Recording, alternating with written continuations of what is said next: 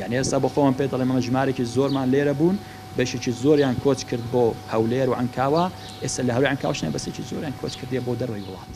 مەسیحەکانی ناوچەی برادۆست داوای گەڕانەوەی سەرجێ دیبا و باپیرانی خۆیان دەکەن کە ساڵانی ڕابردوو لە ناوچەی برادۆست لە گوندەکانی خۆیان دەژیان و ئێستاش ئاوارەن لە قەزای سۆران ژیان بەڕێ دەکەن. ئێمە دەمانەوێ گوندەکانمان دووبارە زیندوو بێتەوە، دووبارە ژیان بۆ بگەڕێتەوە، دووبارە بگەڕن سەرزێد و با و باپیرانی خۆمان، چونکە حەز بە بوونی خۆمان ئەەکەین. یعنی لەم دەڤەرە و لەم شوێنانەدا. بەڵام بەداخەوە ئیتر هەر لە ساڵی 1991 و 2 بەسەرەوە منتیقەی ئێمە کە دوو گوندی لێمایە سیرە و زەریوە کە دەکەونە سەر حدودی عێراق و تورکیا، هەرێمی کوردستان و تورکیا بۆتە شوێنێکی ناسەقامگیر لە ڕووی عسکەریەوە.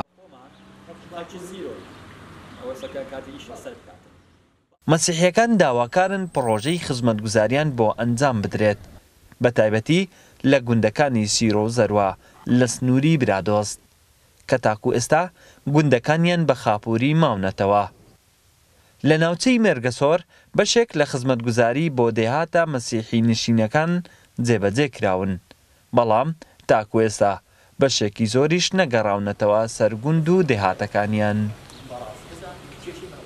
تقریبان 6-7 ماڵ لە گوندەکەمانن، ئەمە دەمان هەوێ بگەڕێینەوە، بەڵام وەکو بڵێن خزمەتگوزاری وەکو پێویست نییە، ژیان لەوانەیە هەموو کەسێک ناتوانانی لەوێ بژیت ئێستا. مەسیحیەکان لە ئاوارەی و دەربەدەری لە دووری گوند و دێهاتەکانیان ژیان بەڕێ بکەن. وڵات حەسەن، کورسات نیوز، قەزای سۆران.